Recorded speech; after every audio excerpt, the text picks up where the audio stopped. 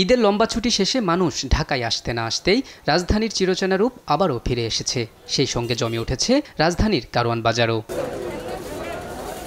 তবে সবজি থেকে শুরু করে মাছ মাংস সহ সব পণ্যেই কেজিতে দাম বেড়েছে 10 থেকে 15 টাকা। এতে অসন্তোষ দেখা দিয়েছে জনমনে। গত সপ্তাহ থেকে আজকে একটু দাম বেশি, 10 টাকা 20 টাকা অনেক সময় বেশি। মুরগি ছিল 240 টাকা, এটা আজকে 300 টাকা। রুই মাছ অনেক দাম, আবার তেলাপিয়া পাবদা 400 টাকা কেজি, কোনো মাছই নেওয়া যায় না। তো এগুলো দেখার কেউ নেই। আজকে সব মাল 50-এর উপরে, মানে ডাবল করে চালের দাম মনে করেন আজকে যে পেঁপে বেশি গত সপ্তাহে 30 টাকা কেজি, এই সপ্তাহে আজকে বেশি 50 টাকা 40 টাকা, কাঁকড় 70 টাকা 80 টাকা, লতি 60 টাকা, বেগুন 50 টাকা। সোনালী বিক্রি 320 টাকা, পালং বেচতেছি 150 টাকা।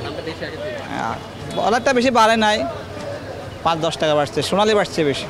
এদিকে চালের দাম গেল সপ্তাহের তুলনায় প্রতি কেজিতে 5 থেকে 10 টাকা বৃদ্ধি পেয়েছে। সর্বনিম্ন 55 থেকে সর্বোচ্চ 80 টাকা দরে বিক্রি হচ্ছে। বিক্রেতাদের দাবি, সিন্ডিকেটের কারণে দামের এই তারতম্য। আজকে মিনিকেট বেচছি, যে মিনিকেট বেচতাম আমরা মনে করেন 70-72 টাকা, সেই মিনিকেট 76-78 টাকা বেচতেছি। তারপরে 28 বেচতেছি, যে 28 বেচতাম 54-55, সে 28 57-58 টাকা থেকে 60 টাকাও বিক্রি করছে।